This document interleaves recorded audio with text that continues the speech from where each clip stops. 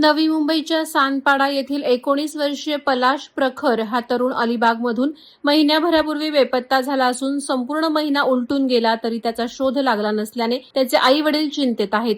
1 नोव्हेंबरला अलिबागच्या समुद्रात आपल्या मित्राला वाचवण्यासाठी जीवाची पर्वा न करता उडी मारणारा पलाश आज कुठे आहे? जिवंत आहे का? या प्रश्नांच्या गलक्यात कुटुंब आहे. मिळालेल्या माहितीनुसार घटनेच्या दिवशी पलाश आपल्या 3 मित्रांसोबत अलिबागला फिरायला गेला होता. गुगल मॅप्स पाहून ते अलिबाग कोर्टाजवळील समुद्र किनाऱ्यावर पोहोचले. पलाश किनाऱ्याजवळ उभा असताना त्याचा मित्र शशांक सिंग समुद्रात भरतीच्या पाण्यात अडकला. मदतीसाठी ओरडणाऱ्या मित्राला पाहताच पलाशनं पाण्यात उडी मारली. मात्र शशांकचा जीव वाचवता आला नाही. त्याचा 3 नोव्हेंबरला सापडला.